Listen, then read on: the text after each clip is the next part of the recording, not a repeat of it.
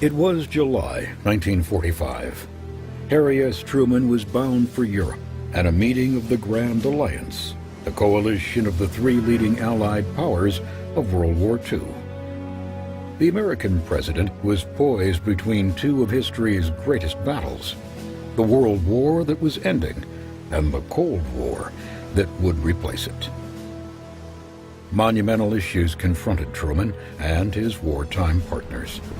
The control of defeated Germany, post-war boundaries, winning the war with Japan, securing a lasting peace for Europe. There's not one piece of territory or one thing of a monetary nature that we want out of this war. We want peace and prosperity for the world as a whole. Victory over Germany had restored peace to Europe, but it was already threatened by a growing rift between the partners themselves. At the Potsdam Conference, President Truman and British Prime Minister Winston Churchill were on one side of the divide, determined to secure political freedom and democratic governments throughout post-war Europe. Their partner, the dictator of the Soviet Union, Joseph Stalin, had other plans. He was determined to dominate all of Europe and impose communism on its nations. The Allies had won the war, but their alliance would not survive the peace. Historic differences would prove too great to overcome. The bitter rivalry had its roots in the years of the First World War, when the competing ideas of communism and liberal democracy first came into conflict. Beginning in 1914, World War I consumed Europe in killing and destruction. For the Western powers, the war was hell. For the Russian army, it was pure hell, 20 times over. Sent to fight without food, without ammunition, sometimes even without weapons, the demoralized soldiers were a human sacrifice to the war gods, offered up by a corrupt imperialist ruler, Russia's Tsar Nicholas II.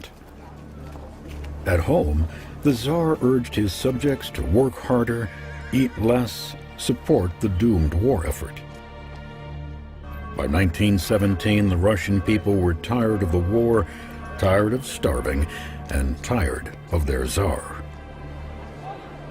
In February of that year, a public demonstration for a higher bread ration escalated into a popular rebellion.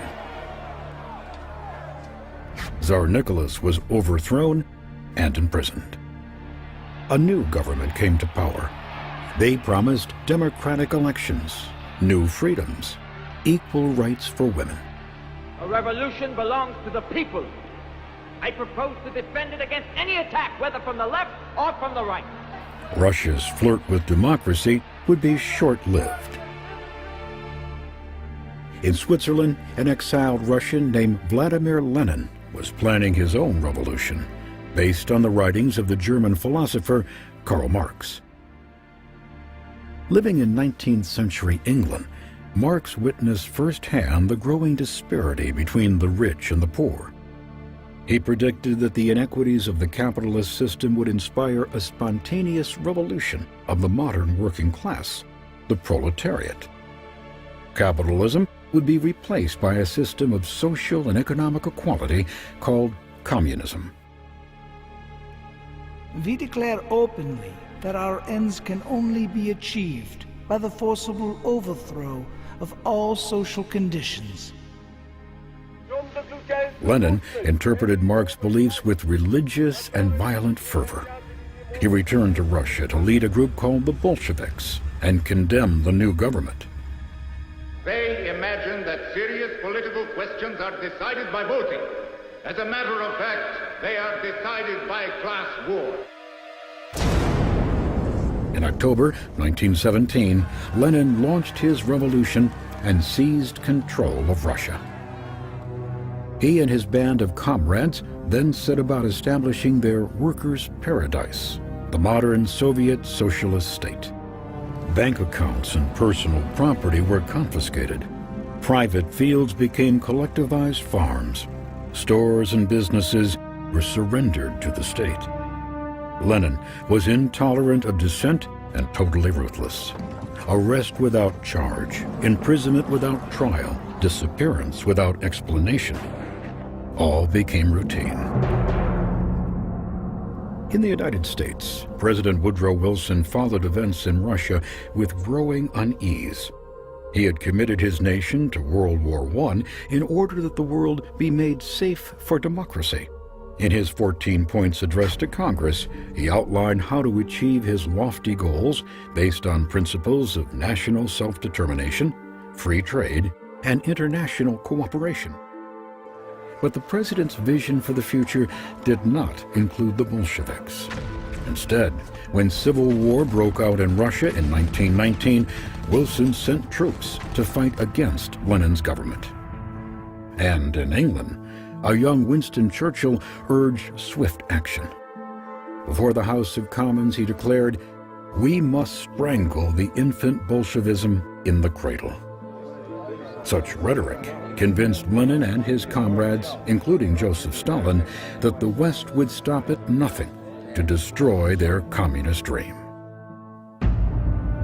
Nearly 3 decades later, the battling ideologies remained bitterly opposed, and Potsdam did nothing to bridge the divide.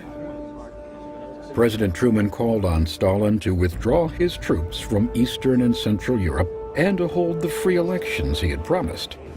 Stalin refused.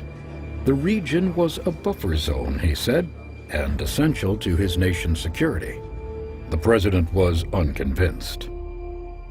In his diary, he condemned the Soviet dictator for running a police government, plain and simple. A few top hands just take clubs, pistols, and concentration camps and rule the people on the lower level. But Truman had a trump card. His nation had developed an entirely new class of weapon. It was destined to win the war with Japan, but it would also provide leverage in dealing with people like Stalin. If it worked, Truman noted, I'll certainly have a hammer on those boys.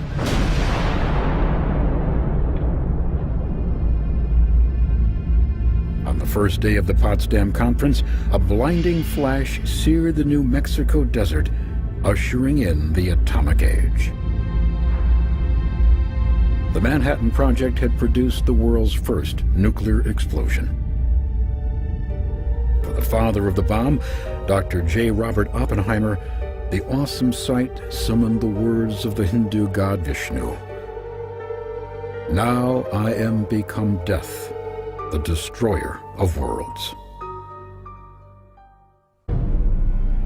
The president gave his final go-ahead to drop the bomb on Japan. Release when ready, he wrote. When Stalin learned that the city of Hiroshima had been destroyed by the American bomb, it came as no surprise. His spies within the Manhattan Project had long ago revealed its existence. But Truman's willingness to use the weapon presented a stark new reality for the Soviet leader. In a war fought with atomic bombs, his mighty Red Army would be rendered impotent. The balance has been destroyed, he would later tell the scientists working on the Russian bomb. That cannot be. Potsdam was the first and final meeting between Stalin and Truman, and set the tone for the early Cold War. In the words of one British diplomat, it was a very bad-tempered conference. As President Truman sailed for home, he could scarcely have imagined the decades of Cold War that lay ahead. There would be no Pearl Harbor in this coming struggle, no sudden attacks or declarations of war, just a growing sense of fear and distrust, pulling the former allies toward a confrontation that neither could afford, but that neither would manage to escape.